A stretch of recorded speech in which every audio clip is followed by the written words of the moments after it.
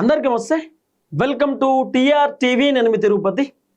తెలంగాణ రాష్ట్ర ముఖ్యమంత్రి రేవంత్ రెడ్డి పవర్స్ కట్టు.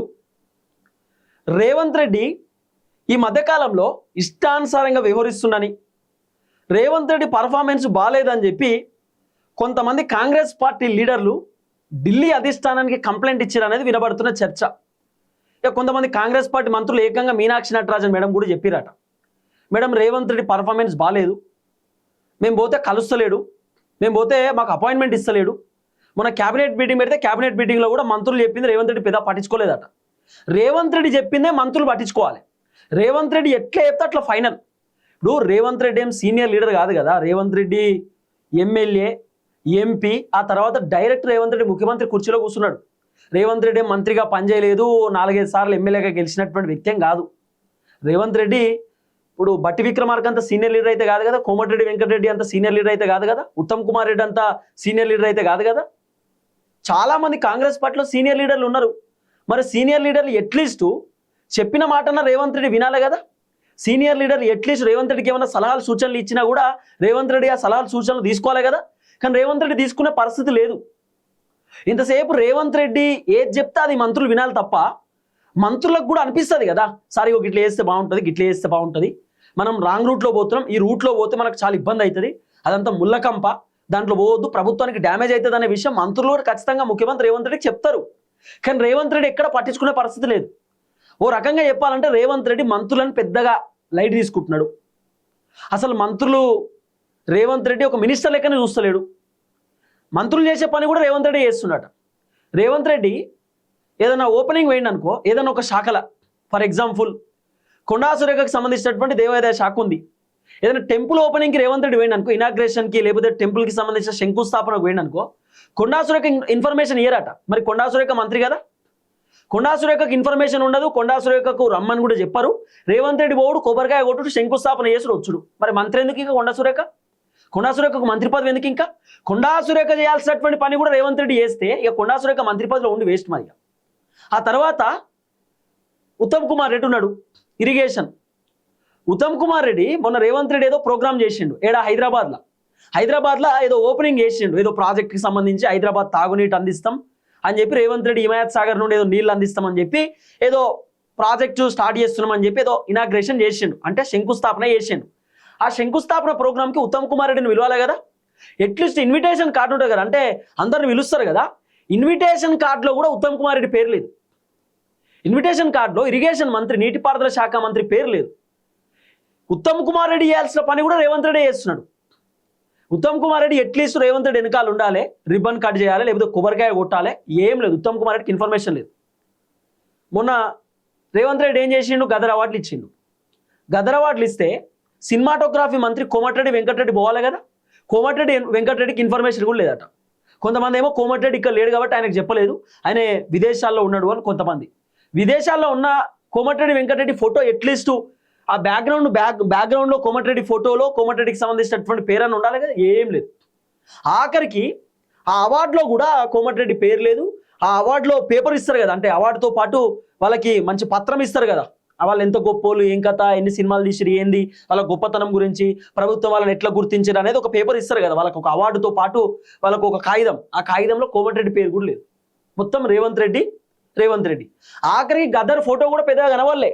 బ్యాక్గ్రౌండ్లో రేవంత్ రెడ్డి ఫోటోనే పెద్దగా పెట్టుకున్నాడు. గద్దర్ అవార్డ్స్ సినిమా వాళ్ళకి ఇచ్చింది. కోమటిరెడ్డి వెంకటరెడ్డిని పిలువరా, కోమటిరెడ్డి గురించి మాట్లాడలే. మరి ఆయన సినిమాటోగ్రాఫర్ మంత్రి, కోమటిరెడ్డి అవైలబిలిటీ లేడు, బయట ఉండనని చెప్పాలి కదా, లేడు. మొత్తం రోహిన్ రెడ్డి చూసుకున్నాడు, రేవంత్ రెడ్డి వాళ్ళ దోస్తు. మంత్రులకు బాధ ఇదే. రేవంత్ రెడ్డి మా పదవి కూడా రేవంత్ రెడ్డి చేస్తున్నాడు, మాకిచ్చిన శాఖ రేవంత్ రెడ్డే చూసుకుంటున్నాడు. మరి మేము మంత్రి ఉండి దండగా, మరి మా మంత్రి పదవులు అన్నీ తీసేసి రేవంత్ రెడ్డికే ఇవ్వండి, మొత్తం అప్పచెప్పండి, రేవంత్ రెడ్డి చూసుకుంటాడు. మరి ఈ ఉన్న శాఖలన్నీ కూడా రేవంత్ రెడ్డికి అప్పచెప్తే రేవంత్ రెడ్డి వివరిస్తాడు అని చెప్పి మంత్రులు చాలా మంది మీనాక్షి నటరాజన్ మేడం కంప్లైంట్ ఇచ్చిరట, అధిష్టానాన్ని కూడా కంప్లైంట్ ఇచ్చిరట. మీనాక్షి మేడంకి చెప్పి అధిష్టానాన్ని కూడా మంత్రులు చాలా మంది రేవంత్ రెడ్డి పైన కంప్లైంట్ ఇస్తూనే వస్తున్నారు. ఇది ఒక్కటి కాదు కదా, మళ్ళా మంత్రుల పైన వార్తలు రావడం. నేను చాలా వీడియోలలో చెప్తున్నా, మంత్రుల పైన రకరకాల వార్తలు, అవినీతి వార్తలు, మహిళలను ఇబ్బంది పెడుతున్నారని చెప్పి వార్తలు, ప్రేమాయణం అనేటటువంటి వార్తలు, లేకపోతే మంత్రులను తీసేస్తున్నారు, మంత్రులను తొలగిస్తున్నారు అనేటటువంటి వార్తలు. ఇవన్నీ వార్తలు ఎడికెళ్ళి పుట్టుకొస్తున్నాయి, ముఖ్యమంత్రికి తెలియకుండానే వార్తలు వస్తున్నాయా? పోనీ నిజాయితీ గల మీడియా ఛానల్లో వార్తలు ఎక్కడ వస్తలేవు కదా. రేవంత్ రెడ్డి డబ్బా కొట్టేటటువంటి ఛానళ్ళలోని వార్తలు వస్తున్నాయి. రేవంత్ రెడ్డి వాళ్ళ సన్నిహితులకు సంబంధించినటువంటి ఛానళ్ళలోని వార్తలు వస్తున్నాయి.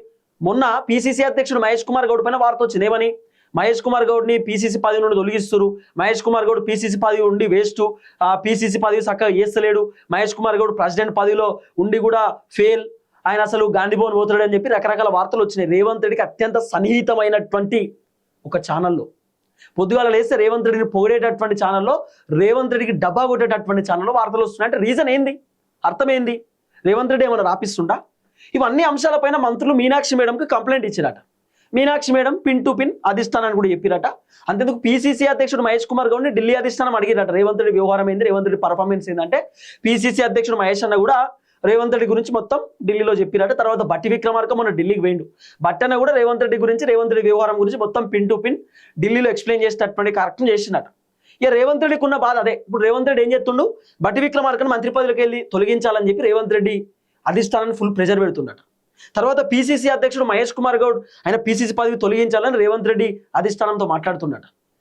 ఇప్పుడు రేవంత్ రెడ్డి బాధ ఒకటే, ఎక్కడ బట్టి విక్రమార్క ముఖ్యమంత్రి కుర్చీలో కూర్చుంటాడేమో. ఎందుకంటే డిప్యూటీ ముఖ్యమంత్రి బట్టి విక్రమార్క రాబోతున్న 2028లో ఒకవేళ కాంగ్రెస్ మళ్ళీ అధికారంలోకి వస్తే బట్టి విక్రమార్క డిప్యూటీ సీఎం కాబట్టి, సో కాంగ్రెస్ ప్రభుత్వం దళితులకు అవకాశం ఇవ్వాలనేటటువంటి ఆలోచనతోటి ఒకవేళ డిప్యూటీ సీఎం పదవిలో ఉన్నటువంటి బట్టిని కనుక సీఎం పదవి ఇచ్చారనుకో రేవంత్ రెడ్డికి ఇబ్బంది కదా. సో బట్టి విక్రమార్కని డిప్యూటీ ముఖ్యమంత్రి పదవికి వెళ్ళి తీసేయాలి, తర్వాత మంత్రి పదవికి వెళ్ళి తీసేసి డిప్యూటీ ముఖ్యమంత్రి ఏదైతే పదవి ఉందో ఆ పదవిని స్పీకర్ పదవిలోకి ఇవ్వాలనేది రేవంత్ రెడ్డి వర్షన్ అట. సో ఈ కుట్రలు కూడా జరుగుతున్నాయి. ఆ తర్వాత పొన్నం ప్రభాకర్ మంత్రి పదవి తీసేసి పొన్నం ప్రభాకర్కి పిసిసి పదవి ఇవ్వాలని, పిసిసి అధ్యక్షుడు మహేష్ కుమార్ గౌడ్ పదవి తీసేయాలని, ఇట్లా రకరకాల వార్తలు చర్చలు. ఇక రేవంత్ రెడ్డి రకరకాల ప్లాన్లు చేస్తున్నాయి. ఈ ప్లానింగ్ మొత్తం అధిష్టానానికి మంత్రులు చెప్పిరట, తర్వాత లీడర్లు కొంతమంది చెప్పిరట. ఇప్పుడు ఇంకో వర్షన్ ఏంది చెప్పనా, కాంగ్రెస్ పార్టీ ఎమ్మెల్యేలు కూడా రేవంత్ రెడ్డి మీద కోపంగా ఉన్నారు.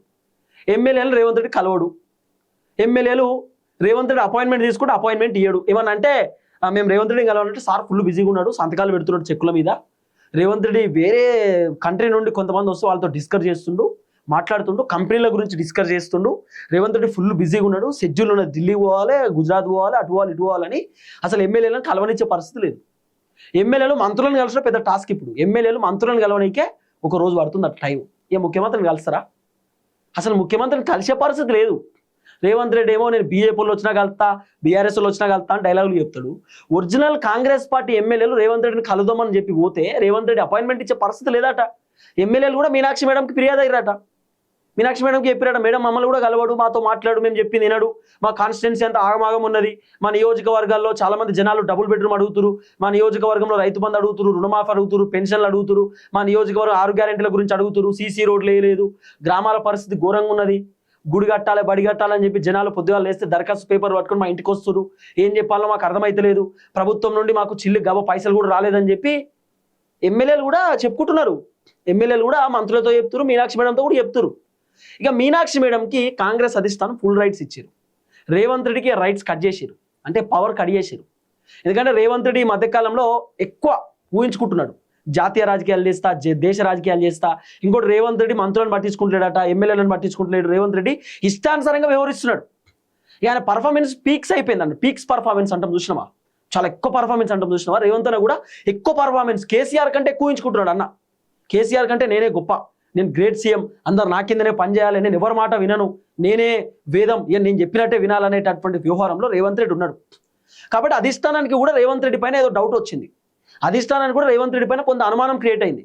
రేవంత్ రెడ్డి మొన్న మోదీ వచ్చి నాతో కలువు అనుడితో రేవంత్ రెడ్డి ఆ నెక్స్ట్ 2-3 రోజుల తర్వాతనే వేటీ న్యూస్కు సంబంధించిన మీటింగ్లో రేవంత్ రెడ్డి నేను జాతీయ రాజకీయాలు చేస్తా, దేశ రాజకీయాలు చేస్తా, 2034 దాకానే ముఖ్యమంత్రి ఉంటా, ఆ తర్వాత నేను రాష్ట్రంలో రాజకీయం చేయమని రేవంత్ రెడ్డి చెప్పడం, ఆ తర్వాత రాహుల్ గాంధీని ప్రధానమంత్రిగా అమ్మని నేనే చెప్పిన, రాహుల్ గాంధీకి ప్రధానమంత్రి అవడం ఇష్టం లేదు, రాహుల్ గాంధీని ప్రధాని నేనే చేస్తా అని చెప్పి రేవంత్ రెడ్డి మాట్లాడడం, ఇదంతా అధిష్టానానికి ఎందుకు కొత్త తేడా కొట్టింది.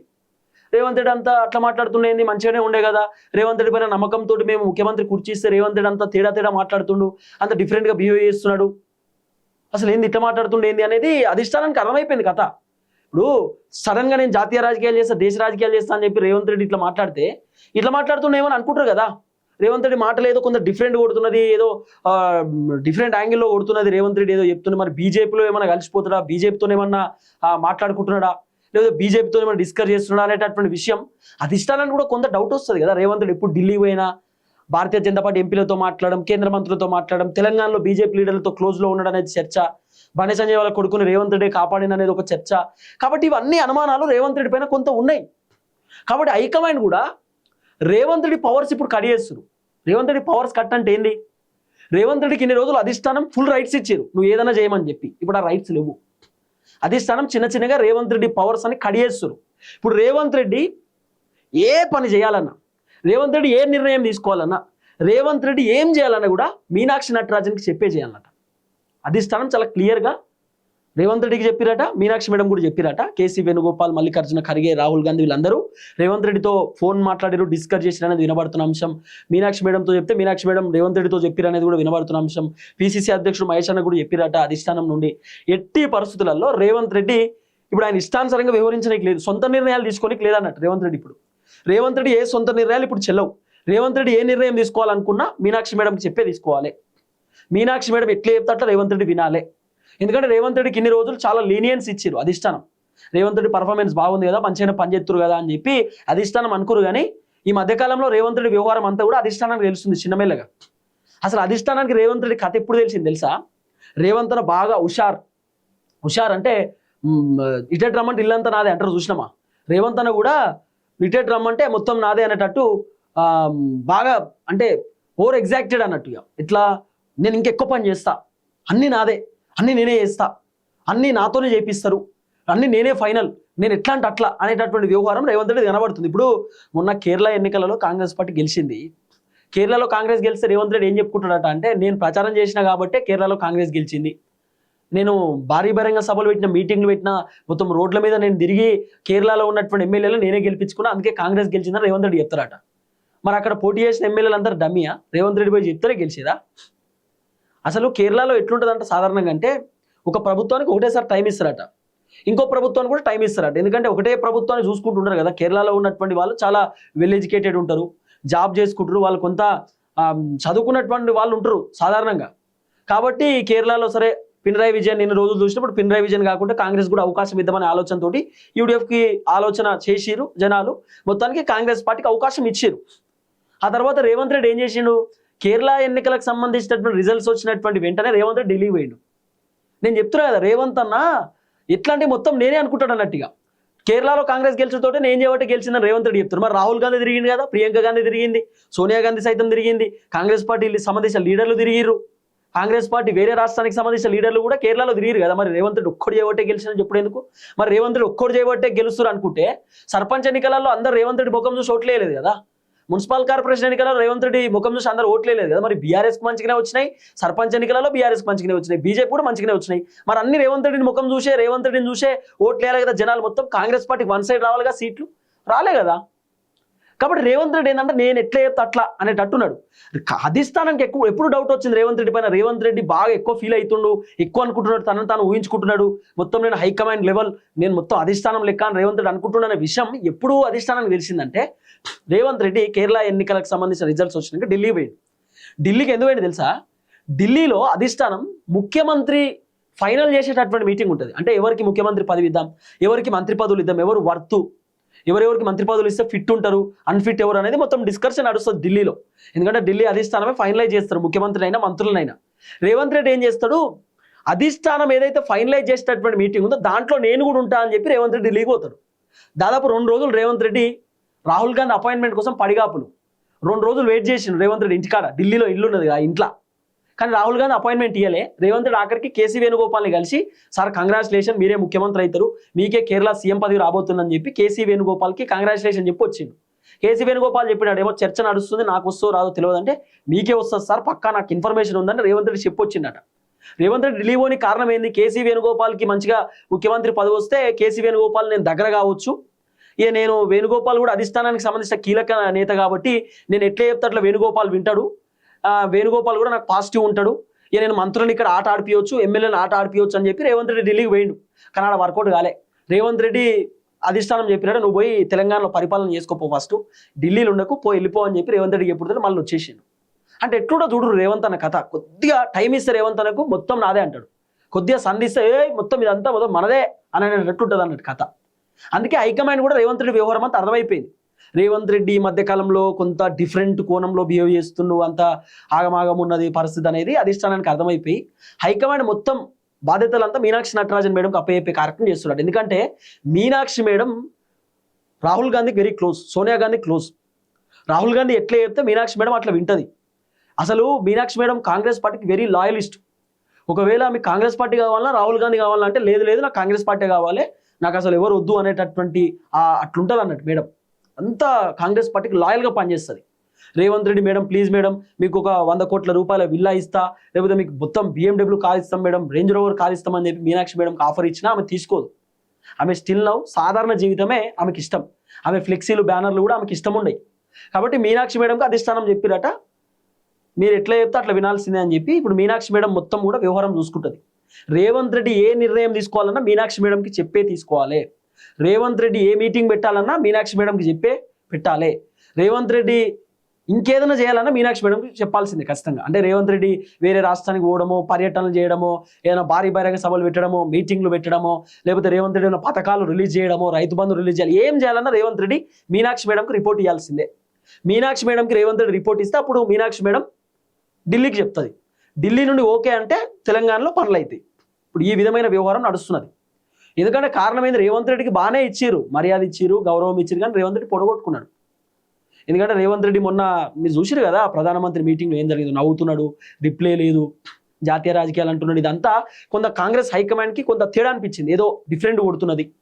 రేవంత్ రెడ్డి ఆయన బీజేపీలోకి ఏమైనా పోతారా? మళ్ళీ ధర్మపురి అరవింద్ ఇంకో ముచ్చడి చెప్పిండు, రేవంత్ రెడ్డి మా పార్టీలో కొంతమంది చూస్తున్నాడు, మోదీ సారు డైరెక్ట్గా ఆఫర్ ఇచ్చిండు, రేవంత్ రెడ్డి ఏదో మొత్తం RSS కార్యకర్త లెక్క వ్యవహరిస్తున్నాడు, రేవంత్ రెడ్డి మొత్తం ప్రధానమంత్రిని పొగుడుతున్నాడు, ప్రధానమంత్రిని బుట్టలో వేసుకోవాలని చూస్తున్నాడు అని చెప్పి అరవింద్ అన్న కూడా మనం మాట్లాడిండు కదా, ధర్మపురి అరవింద్ అన్న MP, Bharatiya Janata party MP. కాబట్టి ఏదో డిఫరెంట్ కోణంలో కనబడుతున్నది అంత కథ అంతా చూస్తుంటే. అందుకే అధిష్టానం కూడా రేవంత్ రెడ్డి ఏ పని చేసినా కూడా మీనాక్షి మేడంకి చెప్పాలి. మీనాక్షి మేడంకి రిపోర్ట్ ఇస్తే మీనాక్షి మేడం ఓకే అని చెప్పిన తర్వాత రేవంత్ రెడ్డి పని చేయాలి, కానీ ఇక రేవంత్ రెడ్డి ఇష్టానుసారంగా చేయనీకి లేదని హైకమాండ్ కూడా తేల్చి చెప్పేసి అనేది వినబడుతున్నటువంటి చర్చ. చూద్దాం ఏం జరగబోతుందో. దయచేసి వీడియో అందరికి షేర్ చేయండి. అందరికీ నమస్తే, థ్యాంక్ యూ సో మచ్. జై తెలంగాణ.